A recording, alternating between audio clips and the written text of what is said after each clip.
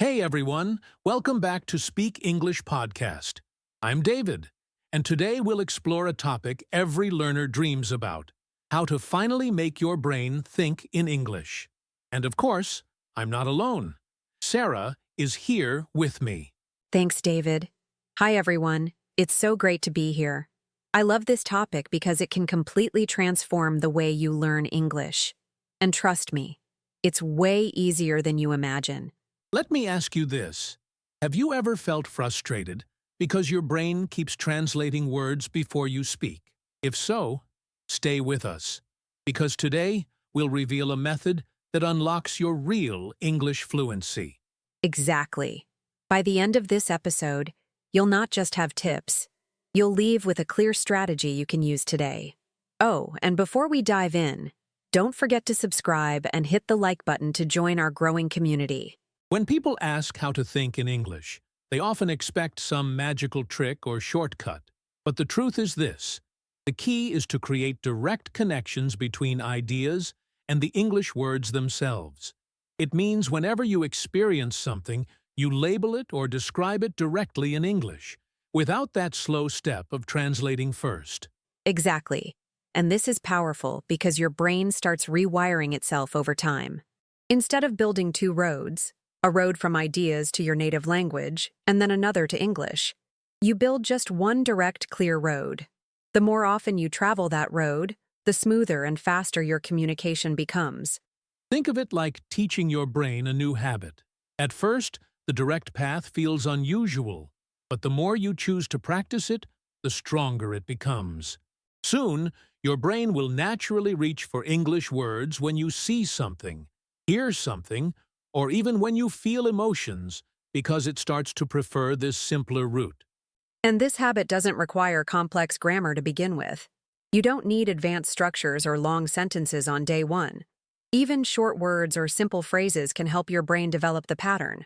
The goal isn't to impress, it's to train your brain over and over until thinking in English feels almost automatic.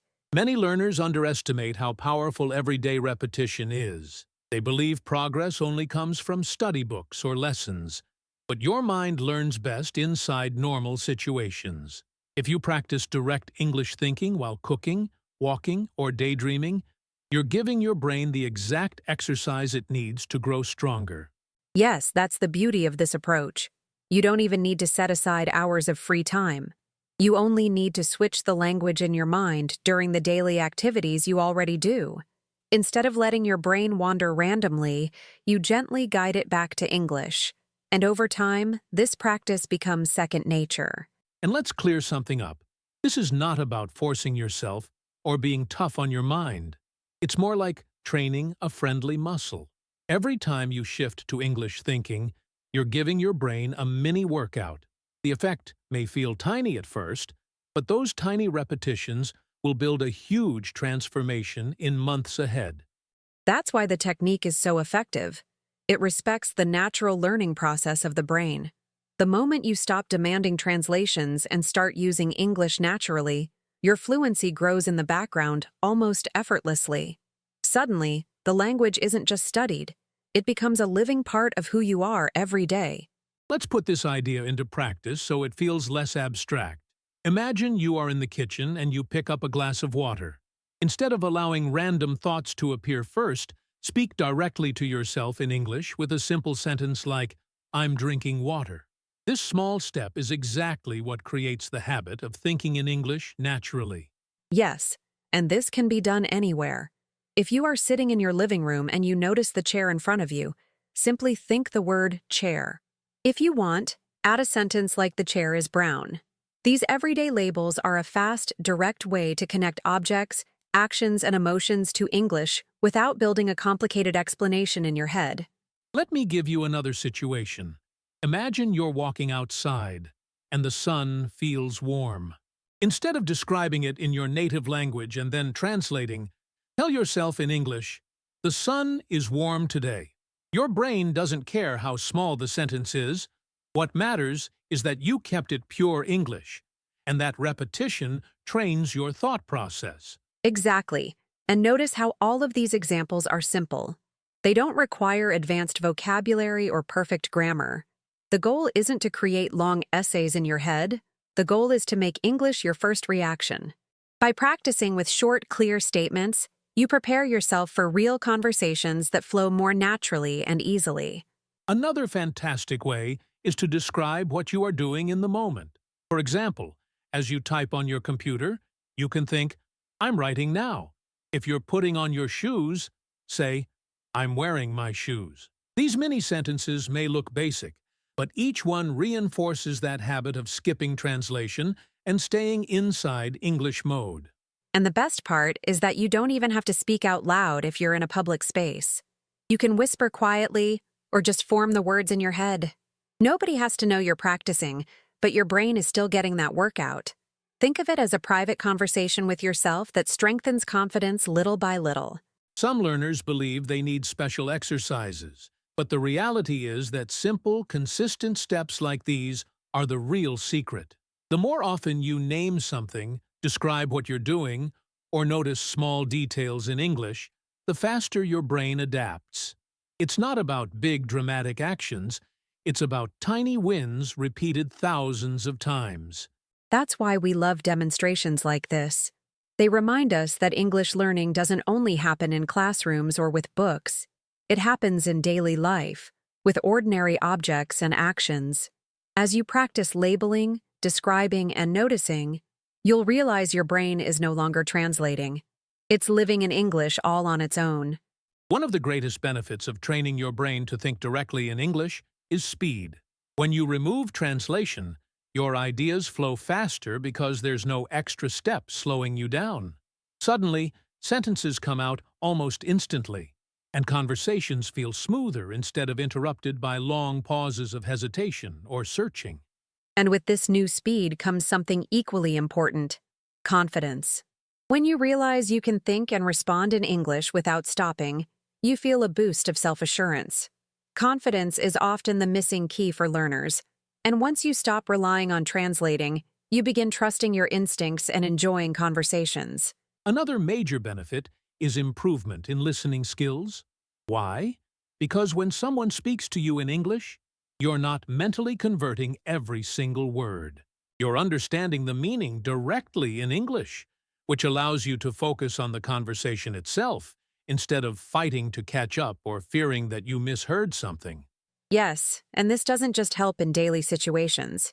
It makes a huge difference with movies, songs, podcasts, and more. Instead of subtitles or constant rewinding, your brain starts recognizing expressions instantly. Understanding native materials becomes easier, and you feel connected to the language in a more natural and pleasant way. There's another hidden benefit too. Your memory improves with this method. When you connect words directly with experiences and emotions, they stick longer because they're meaningful. It isn't just vocabulary on a flashcard, it's something tied to your life. That emotional connection helps build a lasting vocabulary foundation. Exactly. And it even changes the way you use vocabulary. Instead of memorizing long lists, you recall words faster because they live in context. This makes speaking more spontaneous, more flexible, and less stressful. You no longer ask yourself, "What is the translation?" Instead, the correct word simply appears in your mind naturally. Another important benefit is freedom. You don't feel stuck anymore. You're not worrying about whether your grammar is perfect or if your sentence is identical to a book example. You're free to speak, experiment, and express yourself. That freedom creates joy, which makes you want to practice even more, reinforcing the positive cycle. And perhaps the most exciting benefit is identity. The moment you realize English thoughts come naturally, you stop feeling like an outsider to the language. You feel part of it, as if a new door opened in your brain. This emotional transformation keeps your motivation alive because it shows you that fluency is absolutely possible.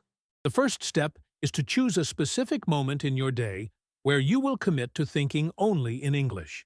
It doesn't need to be long, maybe the 10 minutes while eating breakfast or the time during your daily commute.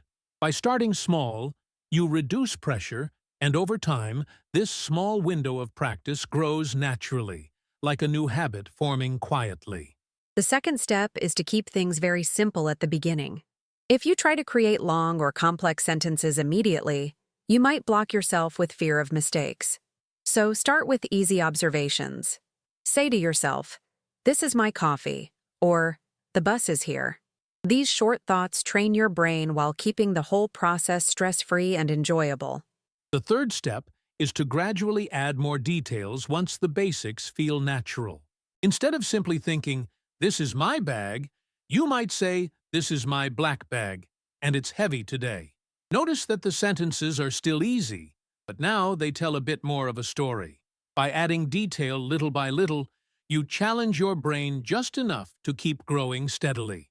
Step 4 is to describe your actions as they happen in real time. If you are opening a door, think "I'm opening the door." If you are walking, say silently, "I'm walking now."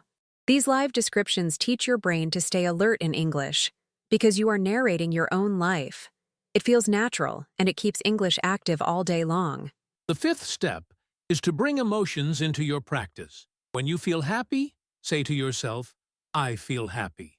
If you feel tired, say, "I'm tired." Connecting emotions to English is extremely powerful because emotions are unforgettable. They make the words feel alive, and your brain never forgets a word that is tied to a real personal feeling. The sixth step is to repeat these practices daily. Even if it's short, consistency is what wins. One day of intense practice is less valuable than many days of small effort. Think of it like brushing your teeth. You don't skip it because it's a routine. If you make English thinking part of your routine, progress will be unstoppable. The seventh step is adjusting as you grow. As your comfort increases, dedicate longer periods to staying in English mode. What once began with 10 minutes can easily stretch into 1 hour, or even the whole morning. The more time you spend in this practice, the more natural it feels, until your brain chooses English automatically without resistance. Finally, the eighth step is to enjoy the process. Many learners forget that learning is not a punishment. It can be fun. Celebrate small victories like noticing a new word popping into your mind without effort. Reward yourself for keeping the routine. When practice is enjoyable, it becomes sustainable, and your brain falls in love with English. One of the biggest mistakes learners make is demanding perfection too soon. They block themselves because they expect every thought or sentence to be grammatically perfect.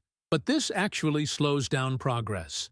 Thinking in English should be natural and flexible, which means you must allow yourself to be imperfect and still move forward. Exactly. Another mistake is trying to use complicated words before feeling comfortable with simple ones. Learners believe that using advanced vocabulary makes them look fluent, but the truth is that it creates pressure and blocks communication. Fluency comes from being smooth and clear, not from trying to impress with difficult terms. A third mistake happens when people mix two languages in the same thought. For example, they start in English but quickly switch back to their native language when something feels hard. Each time this happens, the brain loses the chance to strengthen the English road. The best strategy is to stay in English, even with very simple ideas. Yes, mixing languages is very common, but it creates confusion. A better approach is to pause for a moment and think of a simpler English word instead of switching back. It's not about being perfect, it's about insisting gently. Even if you repeat the same simple word for now, your brain is still exercising the correct habit of English thinking. Another mistake is impatience. Some learners quit after only a few attempts, saying it doesn't work. What they don't realize is that the brain takes time to build habits. The first days feel strange because the neural connections are new, but persistence is what makes those connections solid. So patience turns out to be an essential ingredient. Yes, impatience makes people give up just before progress starts to show. It helps to remember that every muscle in the body grows through consistent training, never instantly. The brain is the same. Think of your practice as building invisible strength. Even when results aren't obvious at first, something powerful is happening inside. Another common error is comparing yourself too much with others.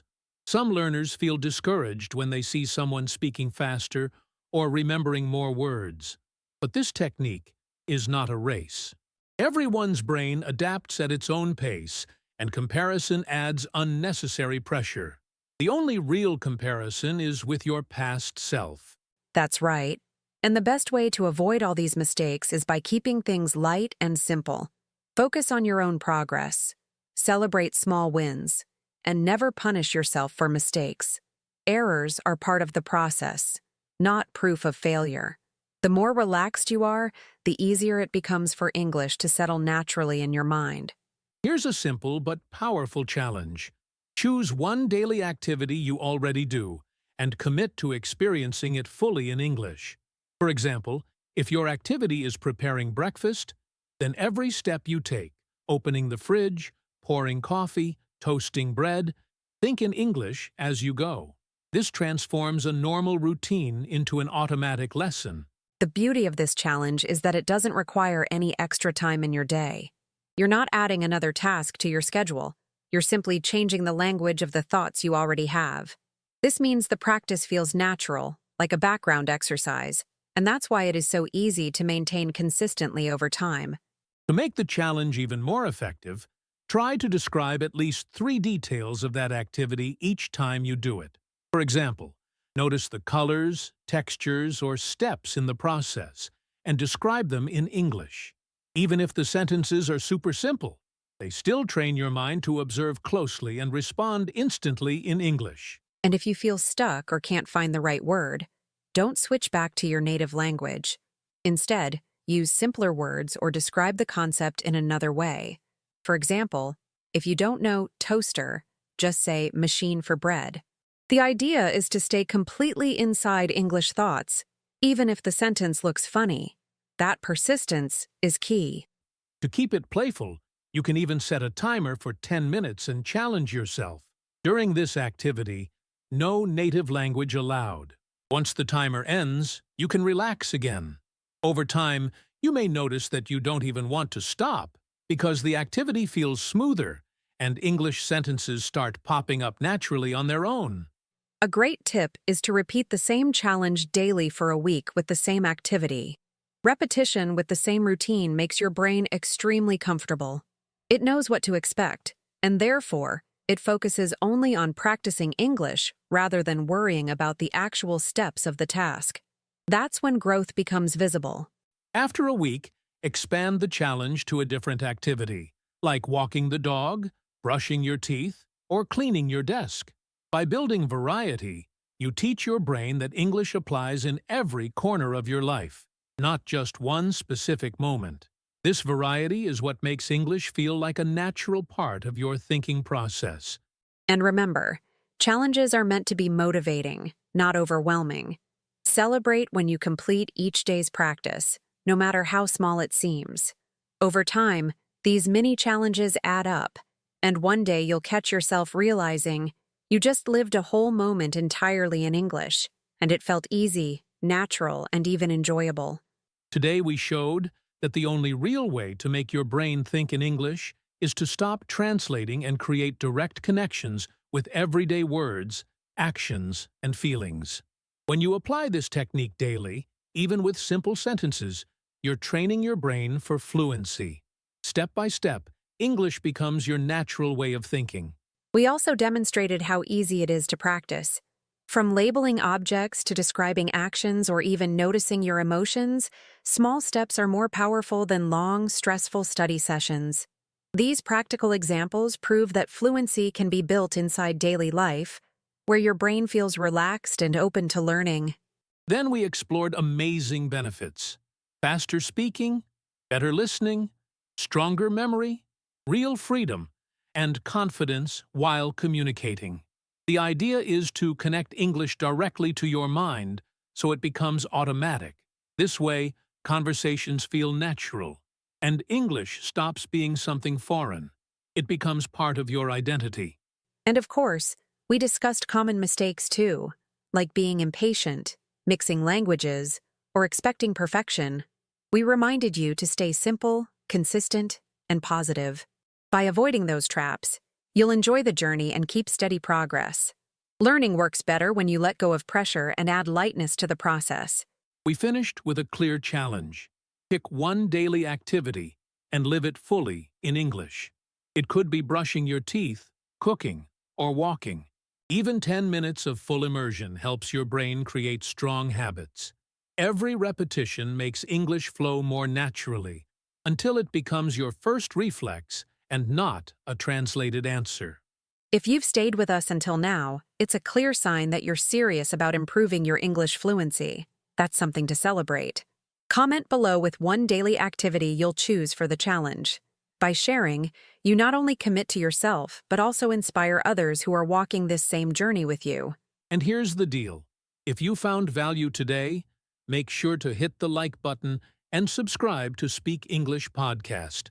This simple action supports our channel and guarantees you won't miss future episodes where we continue helping you train your brain to live in English every single day.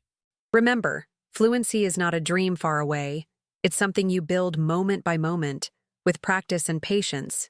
You've already proven your dedication by staying until the end.